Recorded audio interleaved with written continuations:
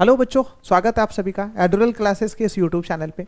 जैसा कि आज हम लोग पृष्ठीय क्षेत्रफल और आयतन चैप्टर का एक बहुत ही ज़्यादा इंपॉर्टेंट अपने पास आकृति है जिसको हम लोग कहते हैं गोला, उसके बारे में पढ़ेंगे कि गोला आखिर होता क्या है और गोले में हमें इस चैप्टर के अंदर क्या क्या पढ़ना है। ठीक है ना। तो देखिए आकृति को सबसे पहले आप समझ लीजिए कि गोला होता क्या है। देखिए गोला आप बहुत अच्छे से जानते होंगे, बचपन से गेंद से ही खेलते आ रहे हैं। जब से आप बड़े हुए हैं या मैं भी बड़ा हुआ था तो भाई गेंद ही मेरा खेलना सबसे ज़्यादा फेमस एगो मतलब बहुत ज़्यादा वो रहता था, सबसे मतलब पसंदीदा खेल रहता था। इसका मतलब है कि गेंद कैसा होता है बताइए, पूरी तरीके से गोल मटोल होता है। तो वैसे जितने भी आकृति है ना दुनिया में, सबके सबको क्या कहा जाता है, गोला कहा जाता है। पूरी तरीके से गोल आकृति को क्या कहा जाता है, गोला कहा जाता है। ठीक है ना। अब इसके अलावा आपके पास बहुत सारे एग्जाम्पल होंगे, बॉल हो सकते हैं, ठीक है, और भी बहुत सारे एग्जाम्पल हो सकते हैं, आपने देखा ही होगा अगल बगल। तो इस तरीके के सभी आकृति को हम लोग क्या कहते हैं, गोला कहते हैं। समझ आ गया ना। तो ये भी त्रिविमीय आकृति के अंदर आता है। तो भाई ये गोला को समझना आपके लिए काफी ज्यादा इंपॉर्टेंट है, आपके चैप्टर का एक बहुत ज्यादा महत्वपूर्ण आकृति होने वाला है। इसके बारे में अब हमें कैलकुलेशन क्या क्या सीखना है, तो मतलब गोला में हमें क्या क्या पढ़ना है आपके लेवल पर। तो सबसे पहले देखिएगा, ध्यान दीजिएगा, इसमें हमें पढ़ना है संपूर्ण पृष्ठ का क्षेत्रफल। ठीक है, इसमें कोई वक्र पृष्ठ का क्षेत्रफल नहीं होता। तो संपूर्ण पृष्ठ का क्षेत्रफल पढ़ना है और साथ में पढ़ना है इसका आयतन। ठीक है ना। आयतन कहने का मतलब है कि अब इसके अंदर कितना टोटल कह सकते हैं कि जगह है, या फिर इसके अंदर का जो टोटल होता है ना भाग, उसको हम लोग क्या कहते हैं, आयतन कहते हैं। किसी भी आकृति में देखिए उसकी क्षमता जो होती है, उसके अंदर जो होता है भाग, उसी को क्या कहा जाता है, आयतन कहा जाता है। तो ये दो चीज हमें गोला के अंदर भी पढ़ना है। देखिए सबसे पहला पढ़ना है संपूर्ण पृष्ठ का क्षेत्रफल। फॉर्मूला है 4πr²। बहुत आसान है याद रखना, आप आराम से रख सकते हैं दिमाग में।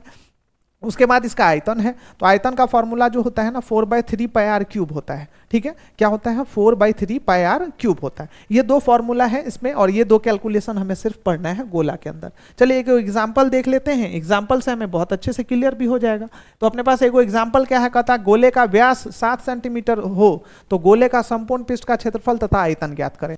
एक बात बताइए, किसी गोले का व्यास दिया हुआ है अपने पास और उस गोले का क्या करना है, संपूर्ण पृष्ठ का क्षेत्रफल और आयतन निकालना है। तो गोले का व्यास दिया हुआ है और हमें चाहिए क्या, त्रिज्या, क्योंकि संपूर्ण पृष्ठ का क्षेत्रफल तो 4πr² होता है और इसका आयतन क्या होता है, 4/3πr³ होता है ना। तो दोनों निकालने के लिए हमें सिर्फ त्रिज्या की जरूरत पड़ेगी, लेकिन यहाँ पे त्रिज्या नहीं देके इन्होंने क्या दिया हुआ है, इसका व्यास दिया हुआ है। तो कोई दिक्कत नहीं है, व्यास से हम आराम से त्रिज्या निकाल सकते हैं। तो यहाँ पे सबसे पहले लिखेंगे क्या, गोला का व्यास, है ना। तो गोला का व्यास कितना सेंटीमीटर है, 7 सेंटीमीटर। तो बताइए त्रिज्या कितना होगा। तो भाई त्रिज्या कैसे निकालते हैं हम लोग व्यास से, तो त्रिज्या निकालने के लिए 2 से भाग देते हैं, तो 7/2 सेंटीमीटर हो जाएगा। ठीक है ना। अब हमें क्या करना है, हमें करना है गोला का वक्र पृष्ठ का या संपूर्ण पृष्ठ का क्षेत्रफल। तो यहाँ पे हम आराम से लिख सकते हैं गोला का क्या, संपूर्ण पृष्ठ का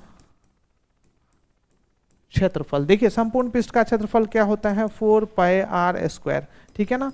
तो 4 इंटू में 22/7 हम आराम से लिख सकते हैं। इंटू आर की जगह पे बात किया जाए तो 7/2 है, इंटू में क्या 7/2 है। अब देखिए 2 से और ये 2 दूना 4 हो चुका है, 4 कैंसिल हो गया, ये 7 कट जाएगा। ठीक है ना। तो यहाँ पे क्या हो जाएगा, 22 गुना में कितना 7, तो 22×7 कितना होता है 154, और इसमें क्या लगेगा, सेंटीमीटर स्क्वायर लगेगा, क्योंकि ये संपूर्ण पृष्ठ का क्षेत्रफल है। ठीक है ना। तो क्षेत्रफल के लास्ट में सेंटीमीटर स्क्वायर लगता है। तो मतलब संपूर्ण पृष्ठ का क्षेत्रफल तो निकल गया है अपने पास। अब हमें क्या करना है, इसी का आयतन निकालना है। तो चलिए फटाक से इसका आयतन भी निकाल लेते हैं। तो अब हम लोग यहाँ पे क्या लिखेंगे, आयतन, है ना। और आयतन का फॉर्मूला क्या होगा, 4/3πr³ है ना। तो 4/3 इंटू पाई की जगह पे 22/7 इंटू आर की जगह पे 7/2 इंटू 7/2 इंटू में क्या 7/2। इस तरीके से r³ आर को 3 बार मल्टीप्लाई करना है, तो 7/2 गुना 7/2 गुना 7/2 कर एक साथ तो इसी से कैंसिल हो जाएगा, 2 गो 2 और ये 4 कैंसिल हो जाएगा। अब कोई इसमें कैंसिल होने वाला नहीं, 2 से इसको कैंसिल कर सकते हैं, 11 हो जाएगा। तो अब देखिएगा 11 गुना में कितना हो जाएगा अपने पास, तो भाई 11 गुना में कितना है, 49 है। बटा में कितना हो चुका है, तो बटा में यहाँ पे 3 हो चुका है। ठीक है ना। तो 11 गुना 49 बटा में 3 हो चुका है। अब 49 को क्या कर लेंगे, 11 से गुना कर लेंगे।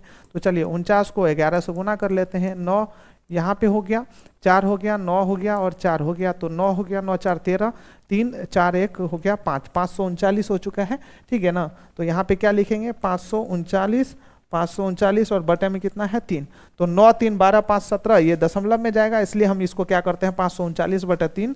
और लास्ट में देखिए चूंकि आयतन हमने निकाला है तो लास्ट में हमें क्या करना पड़ेगा सेंटीमीटर क्यूब लगाना पड़ेगा, है ना। तो ये दो कैलकुलेशंस थे जो बहुत आसान थे।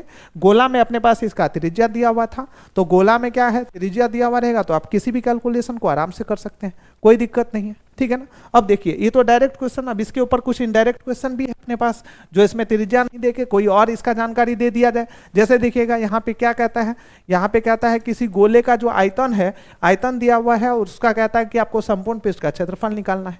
एक बात बताइए, गोले का संपूर्ण पृष्ठ का क्षेत्रफल क्या होता है 4πr² होता है, तो इसके लिए आपको r का मान का जरूरत है, लेकिन r क्वेश्चन में नहीं दिया हुआ है, नहीं दिया हुआ है, लेकिन क्या दिया हुआ है इसका आयतन दिया हुआ है। तो अब आयतन की मदद से पहले r निकाल लेंगे, तो r निकलेगा उसके बाद हम लोग संपूर्ण पृष्ठ का क्षेत्रफल आराम से निकाल सकते हैं। तो चलिए यहाँ पे क्या कर लेंगे, तो यहाँ पे हम लोग लिख सकते हैं गोला का आयतन, है ना। तो गोला का आयतन बराबर में क्या हो जाएगा बताइए, कितना दिया हुआ है अपने पास, गोला का आयतन जो है वो दिया हुआ है कितना, तो इसमें दिया हुआ है 4312 बटा में क्या 3 सेंटीमीटर क्यूब, ठीक है ना।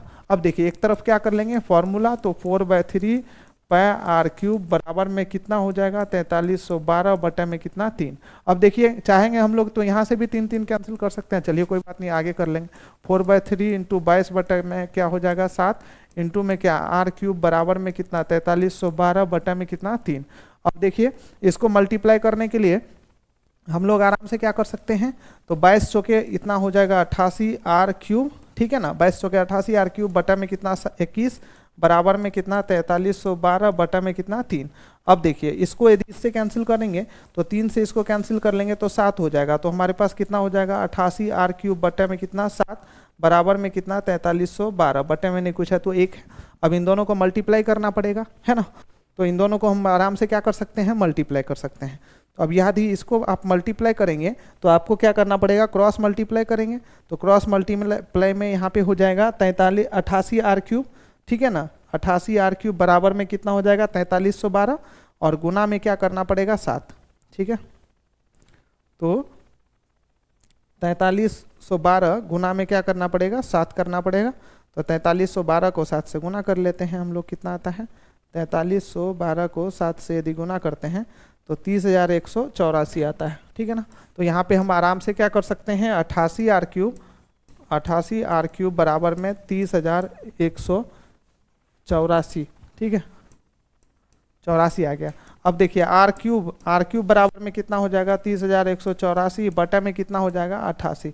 अब ये 88 से यदि इसमें हम लोग भाग देते हैं तो 88 से भाग देने के बाद अपने पास आता है 343।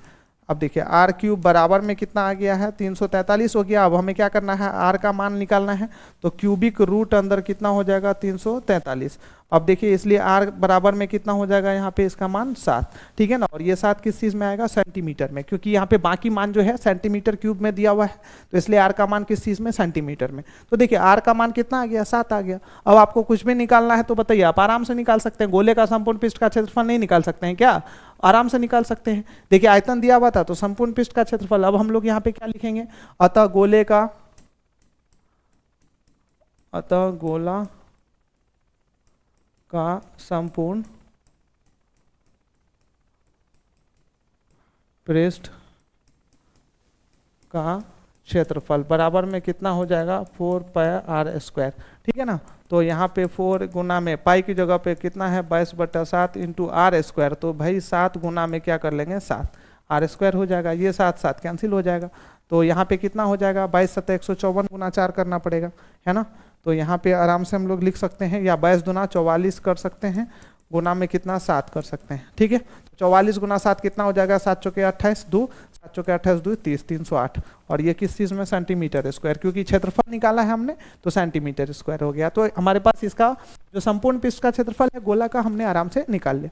तो इसी तरीके से देखिए डायरेक्ट और इनडायरेक्ट क्वेश्चन आपसे पूछे जाते हैं। आपको दोनों तरीके का क्वेश्चन बहुत अच्छे तरीके से आना चाहिए, तब जाके आपका जो है ना पृष्ठीय क्षेत्रफल और आयतन चैप्टर पे बहुत अच्छे से कमांड बनेगा और फिर आपको मजा भी आएगा यार क्वेश्चन करने में। तो इसलिए ऐसे क्वेश्चन को आप अच्छे से कंप्लीट करके रखिए, समझे ना, तभी आपको मजा आएगा। चलिए फिर इसके नेक्स्ट वाला जो आपके पास फिगर है उसको करेंगे हम लोग नेक्स्ट वाले वीडियो में। तब तक के लिए आपको क्या करना है, हमारे इस एडुलर क्लासेस के यूट्यूब चैनल को लाइक शेयर कर देना है और सब्सक्राइब भी कर लेना है, ठीक है ना।